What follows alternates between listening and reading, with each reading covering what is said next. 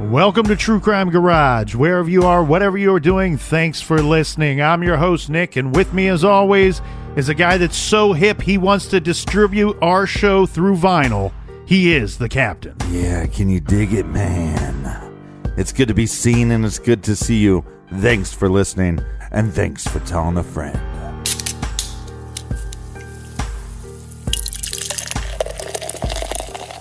This week we're drinking You're a Good Man Charlie Brown Ale by Santa Cruz Mountain Brewing. Garage grade, 3 3/4 bottle caps out of 5. You're a Good Man Charlie Brown Ale is brewed with roasted malts and English ale yeast for a nice, crisp, and classic finish. And today's beer was brought to us by these friends of the garage right here. First up, we have Laura in Pittsfield, New Hampshire. And a big shout out to Sarah in Akron, Ohio. Next, a big cheers mates to Johannes from Sweden. She would like to be on the Parts Unknown police force. Well, first you're going to have to frisk me. I would wear 2 pairs of gloves. A big we like your jib to Sarah from Baltimore, Maryland. And a cheers to Claire in Albuquerque, New Mexico. And last but certainly not least, we have Julie in Cincinnati, Ohio. So thanks to everybody for helping us out with this week's beer run. If you want to help us put some gas in the tank for next week's beer run, go to truecrimegarage.com, click on the donate button. BWERRUN, beer run, and that's enough of the business. All right, boys and girls, gather around, grab a chair, grab a beer. Let's talk some true crime.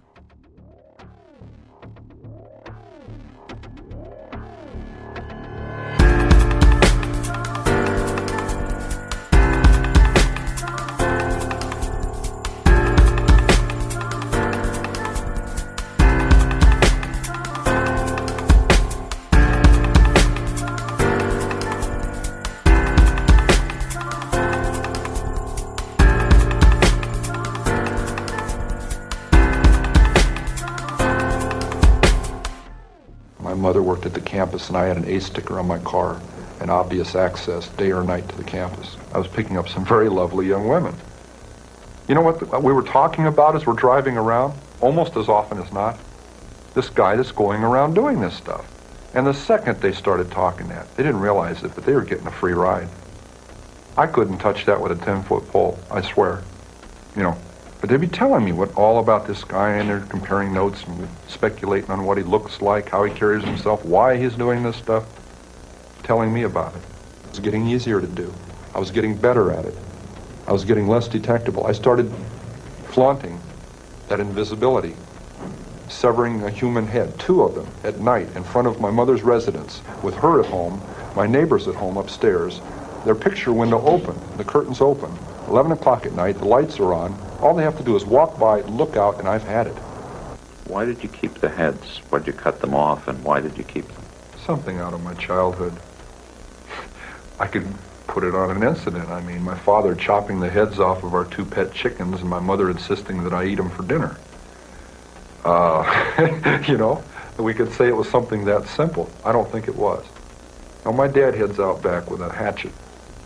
I got on my bike and I tried to stop it. I remember that. I got on the bike, rode around the block. I was crying. I haven't talked about that for a lot of years. I'm sure that may have implemented something. That may have gotten something rolling, but along fantasy lines. But it took a lot of years of development along those lines to really get off. But how are you able to, in 1 minute, have someone's head in your hand, and very shortly thereafter... Living through a fantasy, however that would relate to that severed head. And then 5 minutes later, I'd put that away, and there'd be a knock on the door, and I'd put it away and answer the door. And the landlady would be there, and we'd discuss it. Discuss what? Reality. Her reality, not mine. Some people go crazy at that point. I felt it. It was one hell of a tweak. I mean, to just flip out and not know where I was. To be walking up the stairs with a camera bag that belonged to a young woman that had her severed head in it. Walking up to my apartment, past a happy young couple coming down the stairs who nodded and smiled at me as they went by. Good evening. And they're going out on a date where I'd love to be going. And I'm aware of both of these realities, and the distance between those two is so dramatic, so amazing, so violent, that really, I could feel the wheels squeaking inside. That was really pulling on it. And I imagine at that point some people break. But I didn't literally go insane. I didn't get lost.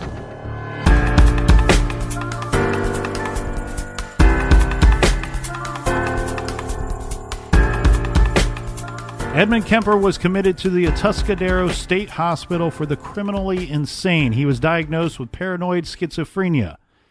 This was a unique situation, though. We have young Ed Kemper living at this state hospital for the criminally insane. Keeping in mind Kemper's high IQ, now add in Kemper's personality. He is of the type that flourishes in this environment. Think about it.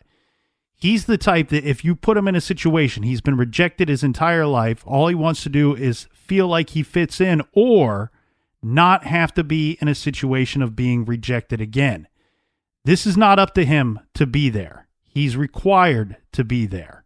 Considered by most to be a model inmate. So he's granted privileges. And one of these privileges is that he is delivering test and test results from office to office. So during the course of this time when he's running these tests and running the results of these tests from one office to another, he's reading them. He's perusing the files. He's looking through the papers. He's memorizing things, diagnosis, treatments, desired results, all of this stuff. So later, he would be able to manipulate this system. He's in there. He's talking to psychiatrists. He's talking to people studying him. He's talking to people that are trying to treat him. And he's able to give them answers and responses that may not be truthful, that may be learned behaviors, learned responses. He's, in fact, learning what they want to hear from him. Well, and do you believe that at this age that Ed wanted to be fixed himself? I don't know. I don't know that he considered there to be something wrong with him in the sense that we would consider there to be something wrong with him. He considers there's something wrong with him because he's rejected by everybody that's been in his life. So he knows, hey, there must be something wrong with me because I've been rejected by all these people. But what we see is somebody that has killed 2 people. That's very different than what he sees. Right. He kind of sees himself more as a victim, where we see somebody that couldn't cope, couldn't handle whatever his environment was, and his reaction to such was killing 2 innocent people. Regardless, we will never know if he wanted to be fixed, cured, whatever you want to label it. We will never know if he even wanted to receive treatment. We will never know if the treatment actually, in fact, worked. When you're given all the answers to a test, how does anyone determine if you actually learned anything? Right. You know, he's essentially just memorizing what they want to hear from him, what they want his response to be. And at this time, you know, you and I kind of chatted yesterday a bit about, well, he could have been a mass murderer at age 15, and then we probably would have locked him up forever. And you're more likely right than I am in that conversation that we had. Of course. Well, not of course. We can't just brush it aside so quickly. No, I meant because it was coming from me. Well, you're not just right because you are who you are. The captain. The thing is, in this country at that time, late in the 60s, in the early 70s, especially in California, and look, Californians, don't get all upset with the colonel. I didn't do this. I can't go back and change history. But what the history of it is our country, not just in California, but especially in California. This country was hell-bent on the thought of rehabilitation at that time. Right. You know, we talked on this show several times about why was there so many serial killers in the 70s and 80s? Well, there's so many factors that go into that, but some of that is the simple thought of this. We have at the time California going, you know what? Oh, you killed 2 people? We can fix you. Let's just talk. Let's lock you up for a little bit. And not only that, we're going to surround you by other people that we've deemed to be not only violent, but criminally insane. Yeah. And your IQ, depending on who you talk to, could be near genius level, as high as 146. we're going to put you in an environment that you can learn from our doctors, which we want you to learn from our doctors, right? Yeah, it's not going to be a basement. There's not going to be rats. We want you to learn from the treatment, right? Mm-hmm. Guess what? You don't want a 6'9", 300-pound guy with an IQ of 146 to learn from. The criminals that you've surrounded him with, the adult criminals, the criminally insane people that you've surrounded him with. He's now learning from them as well. And the problem that we had back in the late 60s was we were doing this with killers, and I say we because other states were doing it as well. We're still doing it on some level. We were doing it with killers, and we were doing it with child molesters and people that would reoffend.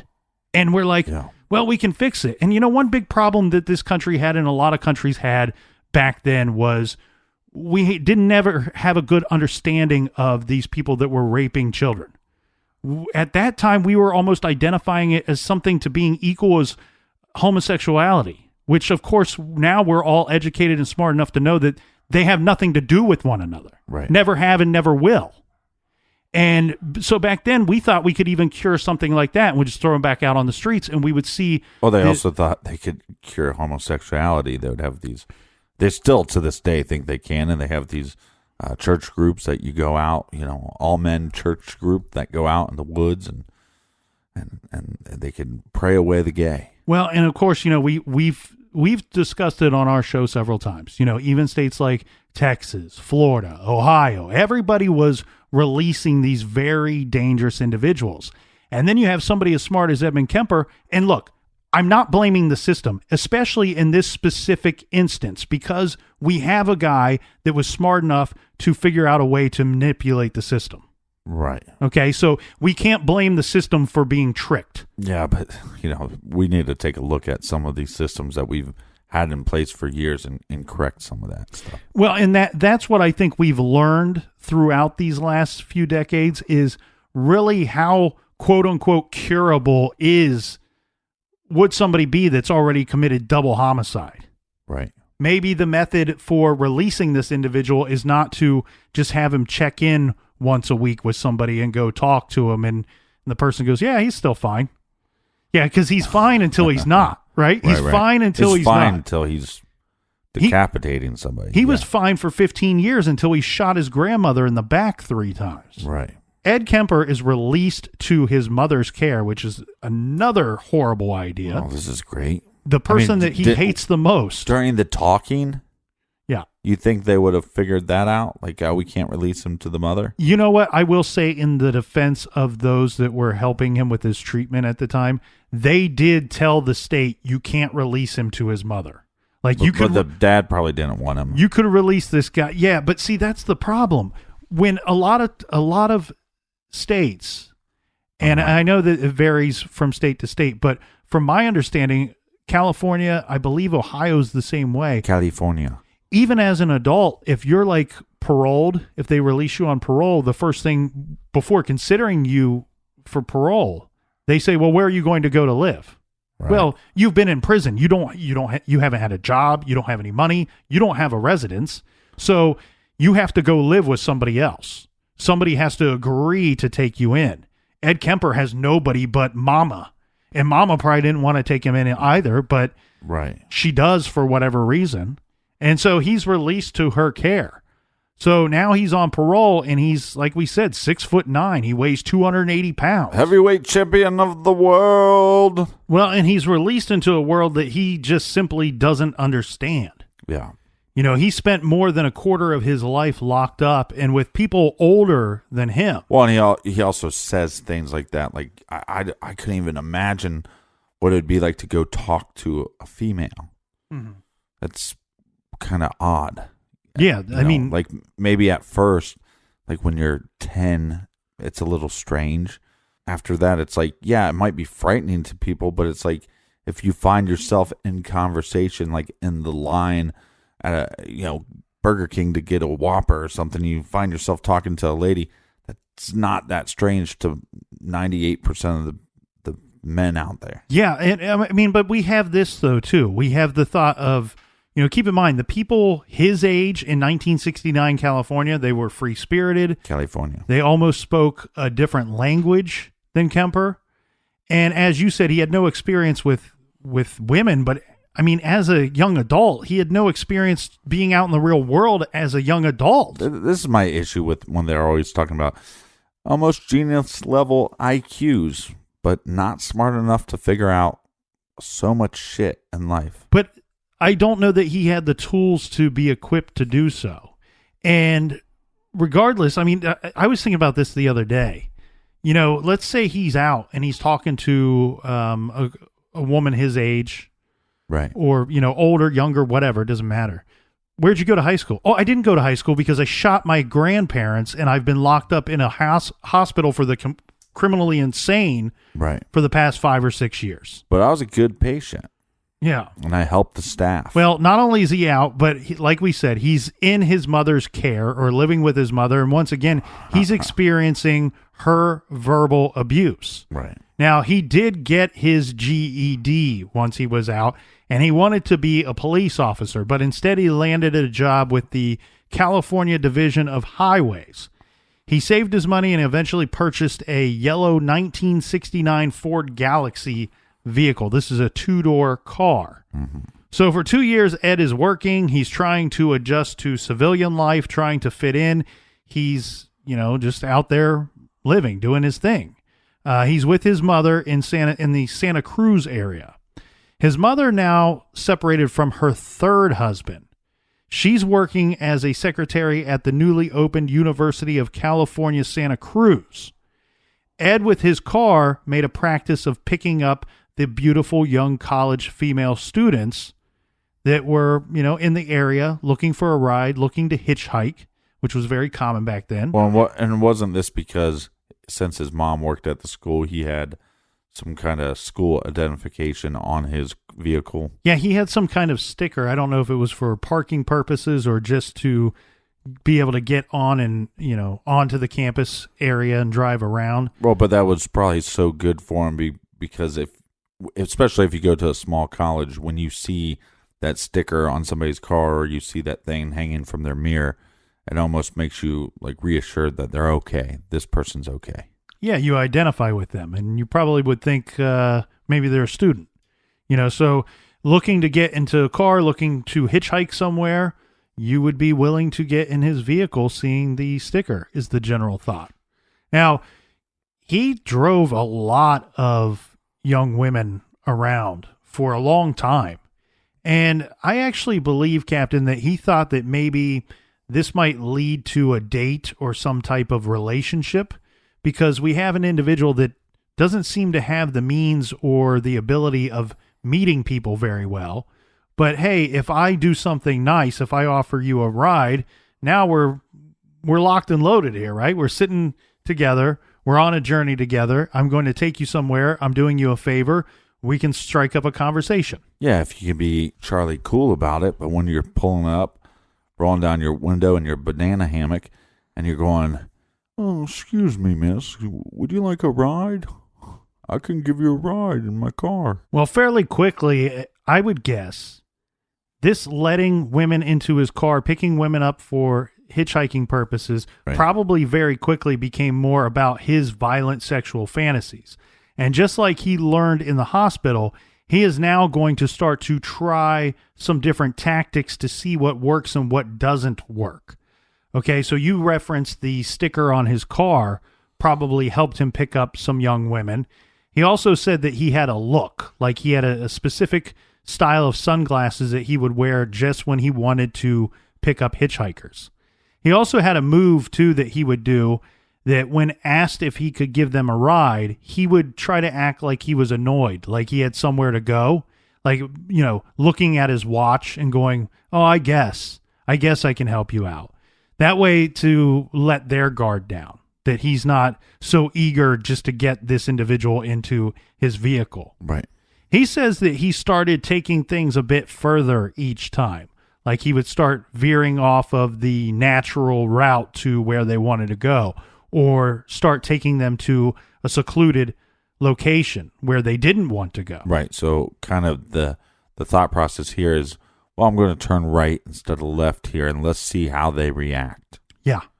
Yeah, and and eventually. worst case scenario, they go, No, you're not supposed to turn right here, and you could always play dumb. Oh, I'm sorry. I took the wrong path. Eventually, he takes this to the point of he starts to keep a gun in the car with him when he's picking up women. Yes, that way, so when they go, you should have turned left and not right, he just pulls the gun out and goes, don't you tell me how to drive. On May 7th, 1972, Kemper was driving when he picked up two 18-year-old hitchhikers. These women were from the Fresno State University. They were students. This is Mary Ann Pesci and Anita Luquesa.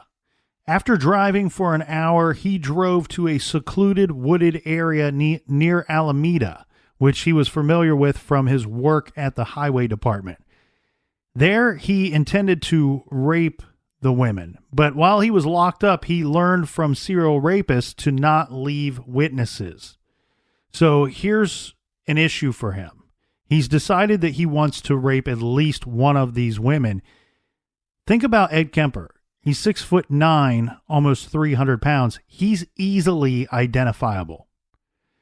So he decides, hey, I learned from these guys while I was locked up not to leave any witnesses. If somebody's 5'10", white guy, brown hair, he's probably, you could identify that individual to police and you not find him or home in on him so quickly. Right. You say, hey, this guy was a giant, he wore glasses, and he drove a yellow vehicle, they're going to home in on him fairly quickly. Yeah. So what he decided to do is he tied up the girl that he wanted to rape, and he put Anita Luquesa in the trunk of the vehicle. He attempted to rape Pesci.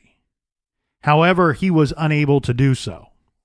And when he couldn't get it up, he got angry with her and he took it out on her, and he decides to stab Mary Ann Pesci. Right. Even though that we heard in the interview, he claims that his stuff works. Well, he stabs her to death, and eventually he realizes, crap, I got this other person in the car. I can't just let her go now. She's in the trunk. She doesn't know what's happened, but I can't just let her go now. So he goes back to the trunk. He lets her out, and he opens it up and tells her that, hey, she sees blood on his hands. And he tells her, hey, your friend got out of control, got crazy with me. I had to punch her. I think I broke her nose. You're going to want to come check on her. You're going to want to come make sure that she's okay. And as soon as she turns her back on him, he stabs her. Both of these women, at least one of them, he slit their throat.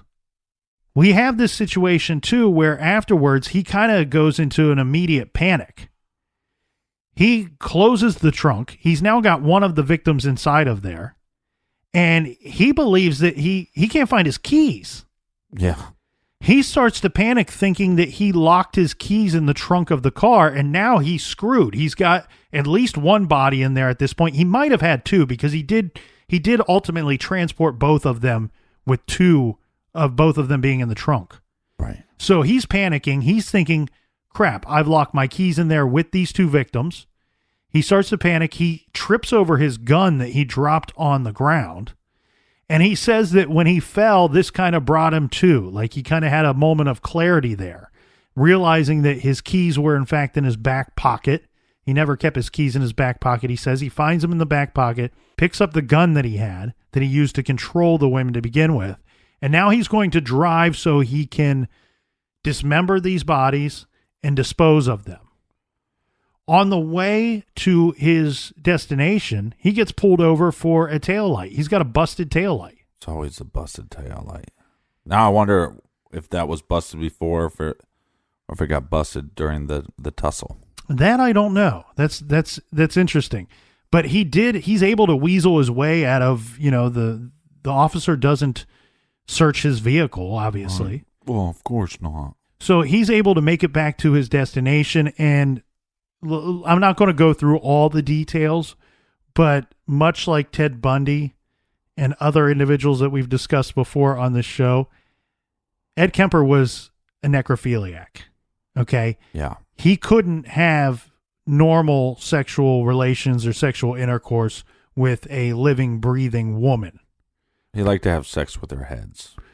Yeah, well, and their bodies, Yeah. frankly. We don't need to. I said we weren't going to go into details. Thanks, Wow. Captain. So he was a necrophiliac. Sometimes it needs to be said. And he would dismember these bodies so he could later dispose of them.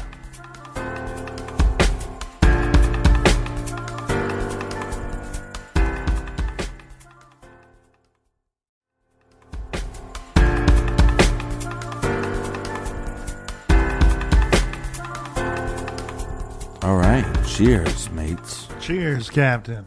On the evening of September 14th, 1972, Kemper picked up 15-year-old Korean dance student Aiku Koo. Koo's family did not own a vehicle, and she got permission from her mom to go to a dance competition, so she was to take the bus. Well, after missing her bus, she hitchhiked. Kemper offers her a ride, so he drives to a remote area, pulling a gun on Koo before he accidentally locked himself out of his car. Oh, so you believe it will happen. Well, Koo let him back inside the vehicle.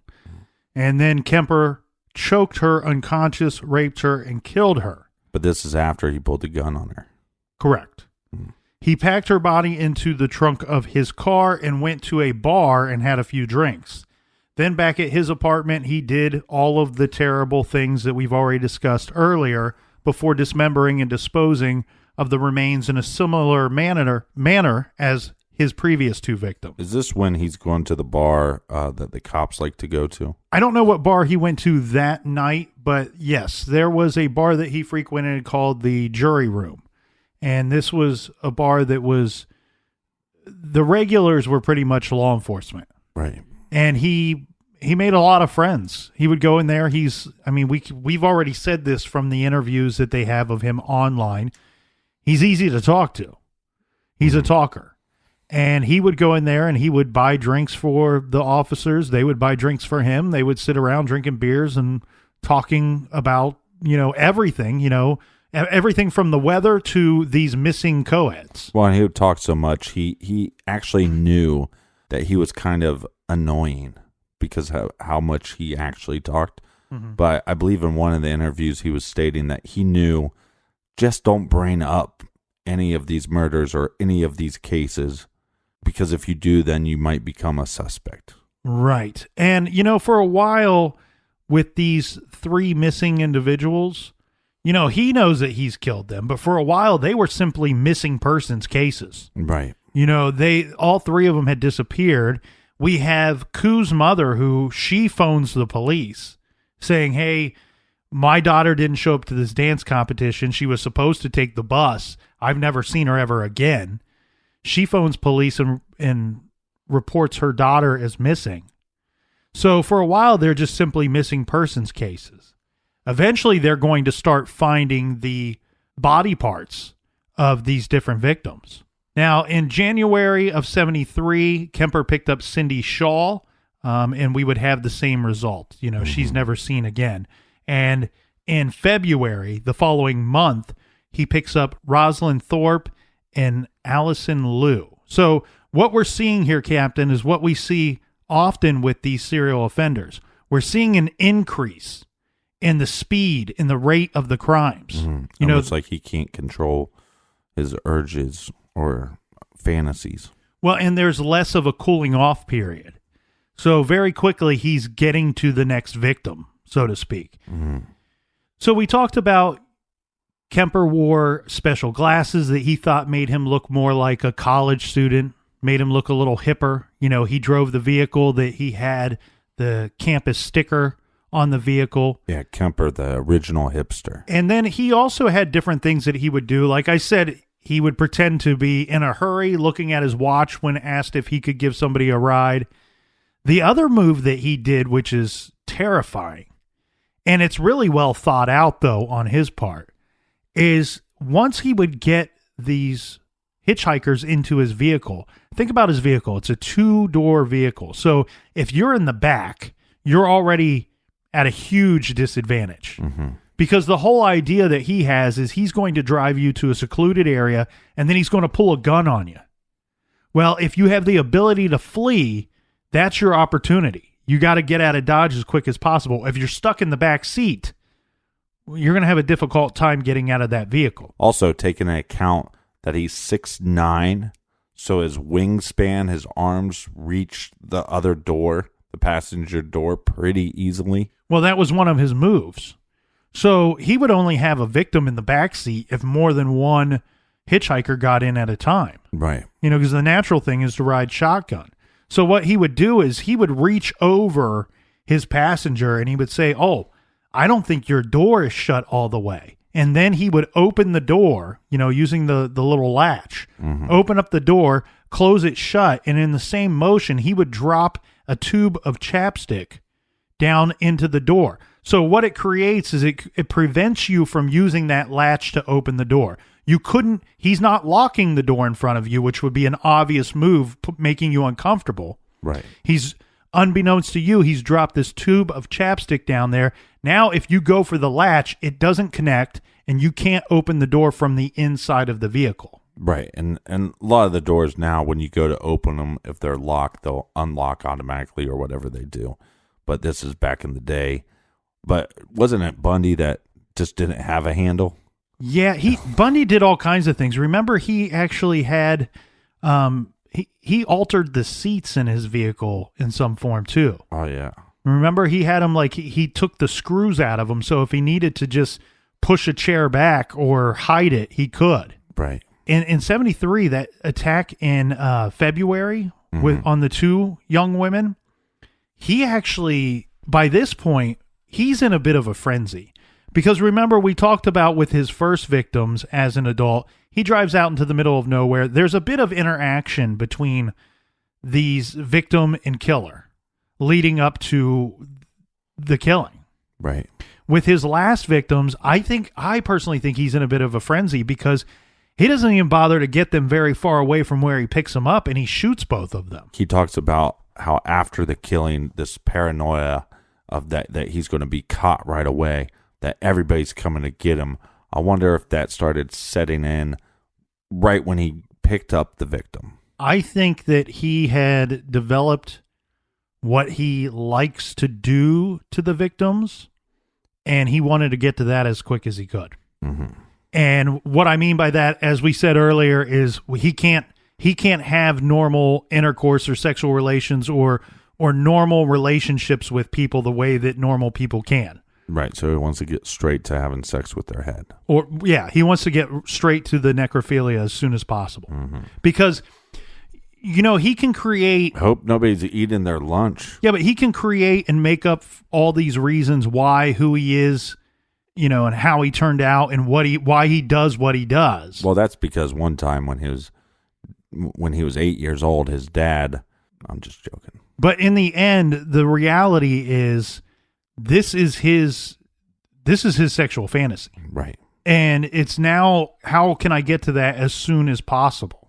And that's what's tough about some of the interviews for me is, can we learn something to possibly see this early signs in a child and maybe stop this behavior from happening? Or is some of this just complete bullshit to justify their fantasy, their sexual fantasies?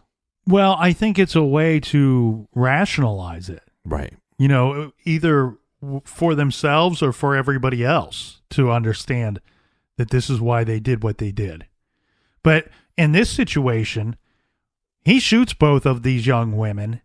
He actually gets pulled over with them in the vehicle. I mean, he's not moved them to the trunk of the vehicle. He gets pulled over. Mm-hmm. And he had wrapped both of them up to the neck area in a blanket, and they were both kind of just their heads leaning against the door, and the other victim head leaning against that victim, if that makes sense. Yeah. They're both like one's sleeping on the other. Gotcha. Yes. When he gets pulled over, he tells the officer that both of these women are drunk and he's returning them home. Mm-hmm. And actually, he's returning them to his home, but he doesn't tell the officer that. Right. And the officer believes him, and he goes on about his way. And we've seen this with several different serial killers, that in these moments, some of them are able to not panic, not freak out, and just kind of offer up an explanation as to what's going on, and they get sent along their way. We saw it with Bundy. You know, we saw it with BTK, but it wasn't necessarily an officer. It was, Right. I think it was another scout leader or somebody that he Seen bumped this with into. Dahmer. Yeah, Dahmer did almost this exact same thing. Well, for years he's had hatred towards his mother. Now he's going to turn that against her and not these co-eds. Yeah, at some point, Kemper finally realized that his ultimate fantasy was killing his mother. Now, it's difficult to say how long he planned such an act. It's likely months, or at the very least, probably every time that they got into an argument. Because you have heard in the interviews, he will often reference that him and his mom, we got into a bad argument on this night, and then I went out driving around. Right. And so we do know from these interviews, though, that he was at least actively, seriously planning to kill his mother for about a week or so before he finally did. This was 2 days before Easter Sunday. On Good Friday, 1973, Kemper decided to kill his mother. He battered her with a hammer, stabbed her with a knife, and he cut off her head. And of course, he did all of the other things that we've already discussed that he did with the other bodies. Mm-hmm. And then we have Sally Hallett. This was his mother's best friend. Once he cools off, he calls her up and invites her over to dinner. Mm-hmm. So she shows up expecting to have dinner with Ed Kemper and his mother. And as soon as she enters the place, he gets behind her, this giant, and he basically picks her up with his arms, and he's strangling her in midair. Mm-hmm. And she dies pretty quickly. Many people have suggested, Captain, that given his homicidal obsession with his mother, that we are supposed to think that maybe killing his mother like exorcised the demons that tormented Ed throughout his life, because this would kind of be the end of his killing spree.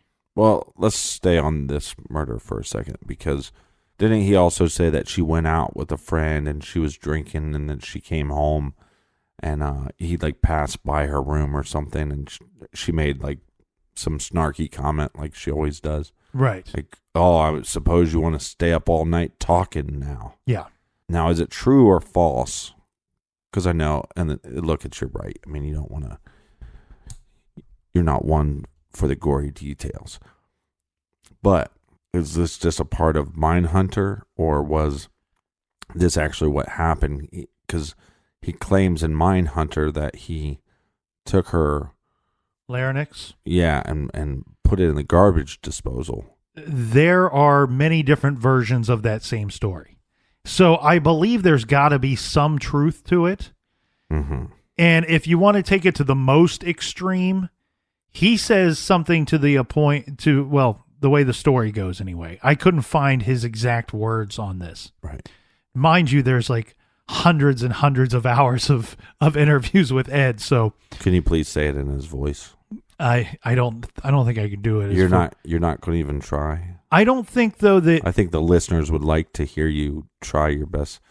I think the listeners would like to hear you try. But see, that's how Cameron Britton talks. I know. That's not how Edmund Kemper talks. But that's still Ed Kemper impersonation now. Yeah, he's got the character spot on in the sense that Ed's very matter of fact. Right. He just kind of says what he did. He has the look in his eyes. The look in his eyes are very similar to Ed's. Yes, they are. They're 100%. So let's take this story to the most extreme that I've ever heard. Mm-hmm. The most extreme version of the story is that after killing his mother, he couldn't silence her voice, that she was still nagging and bitching at him even in death.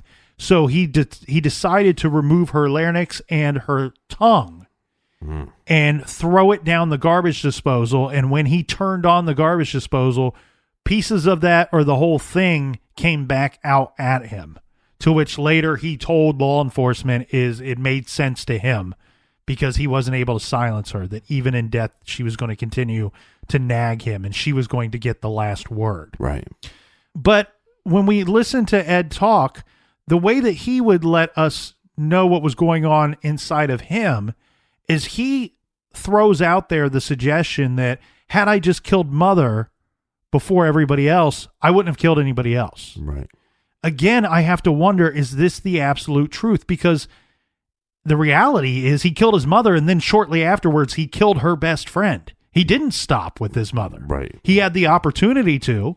You and I were just talking about willpower. Well, in one's own will. You could argue there's evidence against your theory, Ed. He ended up calling the police. So he drove to Colorado. He left a note. This takes you back, though. He calls from a phone booth, right? Yeah, he left a note at his mother's home saying, hey, I'm sorry about the mess, boys. I had to leave. I got things to do.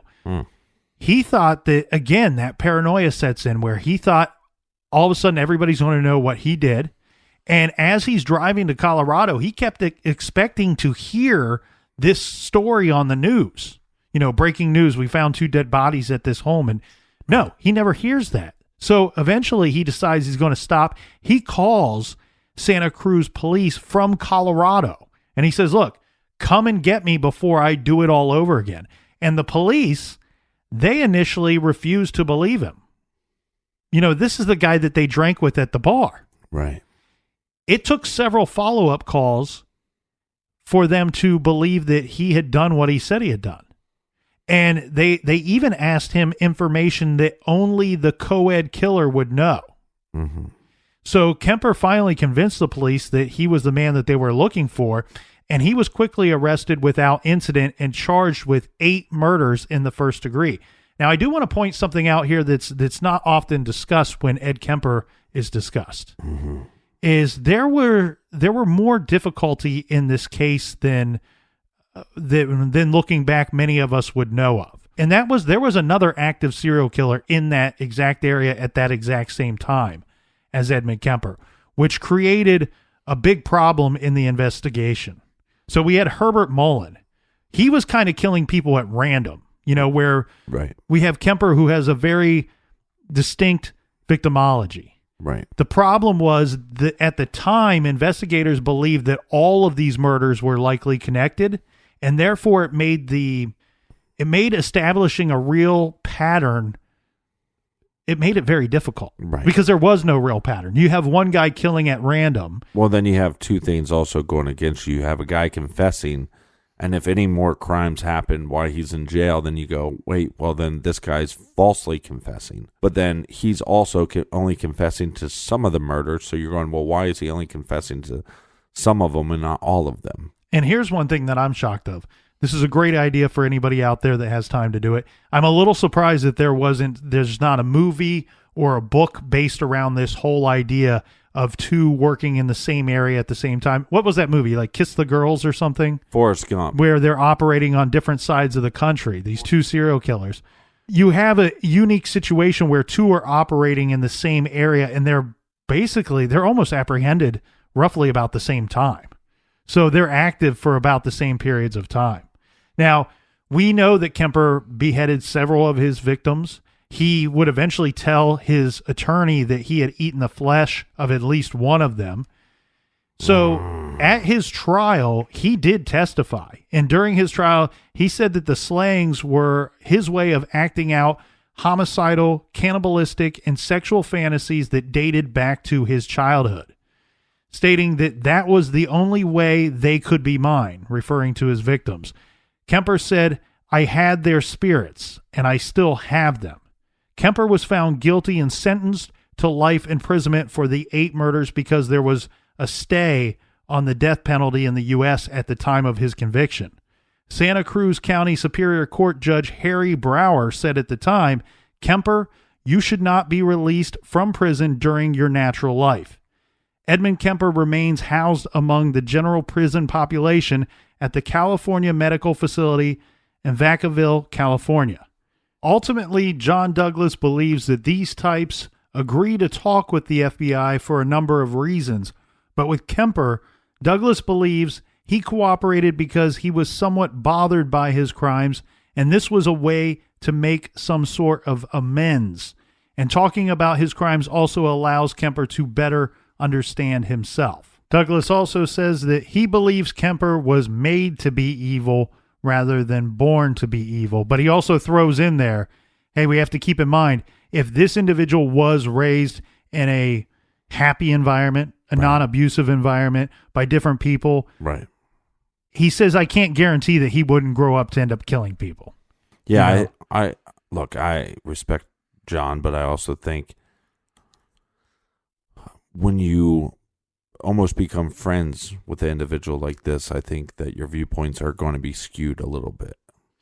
Yeah, I can agree with that. I think that Kemper makes it difficult to remain unbiased in this situation because he is easy to talk to. You have Douglas in his own words and Bob Ressler in his words as well, stating that, you know, they found him to be friendly, easy to talk to, easygoing, and even had a good sense of humor, to the point where they talked with him for hours and would have to remind themselves, hey, this guy's a real monster. He's a killer. Well, and they're also talking to other monsters that aren't being as cooperative, guys that are probably just completely lying to him, not giving him any correct information. So therefore, it's like, here once again, Ed Kemper is the star student.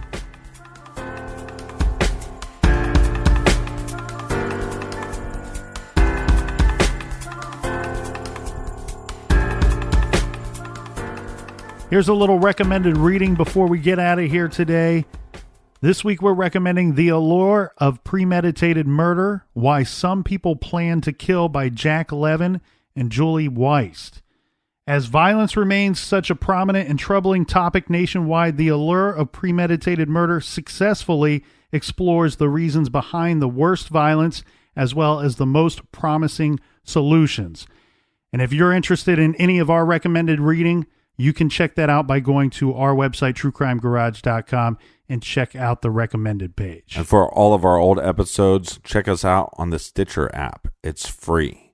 And check out Off the Record on Stitcher Premium. All right, until next week, be good. Be kind and don't litter.